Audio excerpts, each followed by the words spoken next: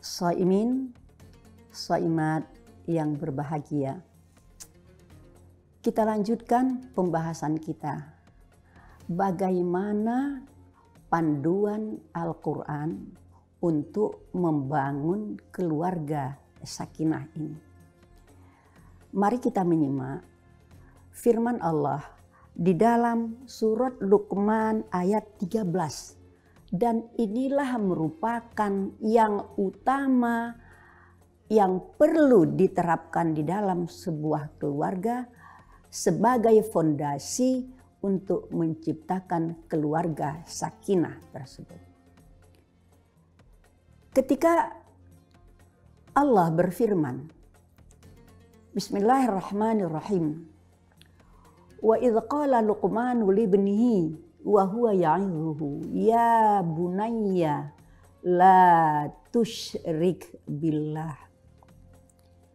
Ketika Luqman berkata kepada anaknya, ya bunayya, wahai anakku, la tusyrik billah, jangan syarikatkan Allah, jangan sekutukan Allah. Kenapa? Inna syirka la zulmun azim. Sesungguhnya syirik itu adalah dosa yang sangat besar. Nah, kewajiban kepala keluarga menanamkan sejak dari kecil tauhid, keesaan Allah kepada anak yang baru lahir sekalipun. Maka kita lihat ketika seorang bayi dilahirkan, diazankan dan diqomatkan, kalimah-kalimah tauhid yang pertama sekali diperdengarkan ke kupingnya. Sebuah penelitian mengatakan di antara panca indera anak yang baru lahir, yang pertama sekali berfungsi adalah kupingnya, adalah telinganya. Karena itulah makanya anak yang baru lahir itu diazankan dan diqamatkan. Salah satu upaya bagaimana menanamkan tauhid di dalam anggota keluarga. Nah, selanjutnya tauhid di samping kepada anak, seorang suami sebagai kepala keluarga wajib hukumnya menuntun istrinya menjadi orang-orang yang bertauhid pula. Alangkah naifnya jika seorang anak diajarkan tauhid sementara ibunya kurang memahami atau masih ragu-ragu di dalam menancapkan tauhid itu di dalam hati sanubarinya. Karena apa? Di dalam kehidupan sebuah keluarga yang paling dekat dengan anak adalah ibunya. Jika kehidupan beragama ini bisa diterapkan, tauhid ini betul menjadi dasar dan fondasi di dalam keluarga. Insya Allah ke depan tidak ada yang susah. Bagaimanapun datangnya gelombang, bagaimanapun datangnya pengaruh dari luar, kalau iman sudah melekat di dada, dia tidak akan goyah, dia tidak akan mudah diterjang oleh arus dan badai yang menghempang. Itu yang pertama. Yang kedua, bagaimana membiasakan kehidupan beragama di dalam keluarga. Sejak anak kecil, sejak dari lahir, nilai-nilai keagamaan harus diterapkan di dalam sebuah keluarga. Mulai dari hal yang sekecil-kecilnya. Ketika seorang anak belajar makan, yang diajarkan dengan mengucapkan bismillah. Ketika anak hendak minum, diajarkan dengan tangan kanan, jangan dibiarkan dengan tangan kiri. Begitu juga bagaimana bisa menegakkan sholat berjamaah di rumah.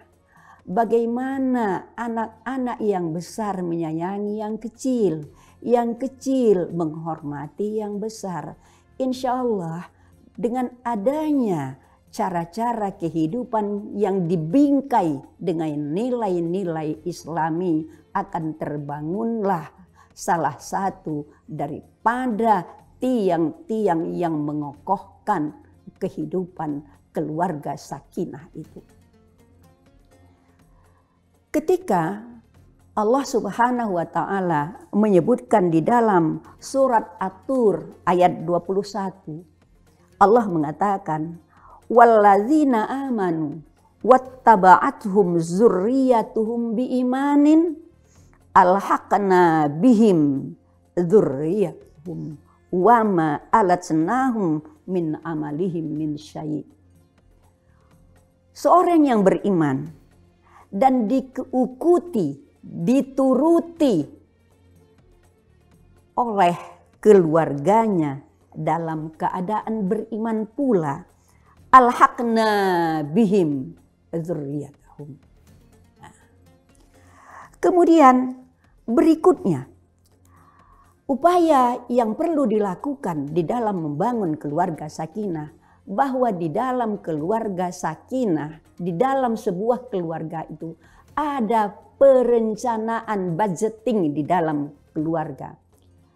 Jadi kalau di dalam surat At-Talaq ayat 7 Allah mengatakan, "Waliyunfik zu sa'atin min sa'atihi wa man qudira 'alaihi rizquhu falyunfiq mimma atahullah la yukallifullahu nafsan illa ma ataha."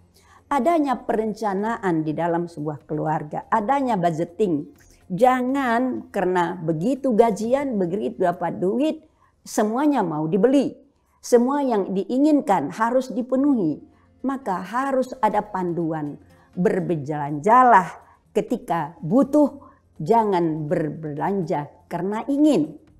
Apalagi di saat-saat sekarang menjelang hari raya, banyak keperluan-keperluan. Tetapi harus bisa memilah mana yang urgen, mana yang tidak urgen. Berikutnya yang penting lagi ditanamkan di dalam keluarga, bahwa apapun masalah yang ada di dalam keluarga diselesaikan di dalam keluarga itu dengan sebaik-baiknya. Jangan ada masalah curhatnya kepada medsos, curhatnya di status. Apa yang terjadi di dalam keluarga dituliskan di status sehingga semuanya orang akan tahu. Ini salah satu upaya yang harus dilakukan. Segala sesuatu masalah selesaikan di dalam diselesaikan di dalam keluarga itu. Jangan curhat di medsos. Sekali lagi, jangan tulis masalah di status, karena ini bukan menyelesaikan masalah, bahkan akan memperbesar masalah lagi. Berapa banyak keluarga-keluarga kita yang hancur karena ini. Ya, karena itu sekali lagi adanya kedamaian, adanya ketentraman inilah yang perlu disiapkan di dalam keluarga. Sejauh apapun datangnya tantangan, ya, besarnya masalah yang dihadapi seperti adanya pandemi, tapi kalau anggota keluarga itu bisa memahami nilai-nilai agama, tak akan ada istri yang cerai karena suami diputuskan hubungan kerja. Tapi bahkan akan merasakan bagaimana bersimpati dan turut untuk membangun keluarga itu sendiri. Karena itu, coba kita melihat firman Allah di dalam surat An-Nisa ayat 35. Wa in khiftum syiqaqa bainihima fab'atsu hakaman min ahlihi wa hakaman min ahliha. Terima kasih, mudah-mudahan apa yang saya sampaikan ada manfaatnya. Rabbana hablana min azwajina wa dzurriyyatina qurrata a'yunin waj'alna lil muttaqina imama. Nasrun minallah wa fathun qarib wa basyiril mu'minin. Wassalamualaikum warahmatullahi wabarakatuh.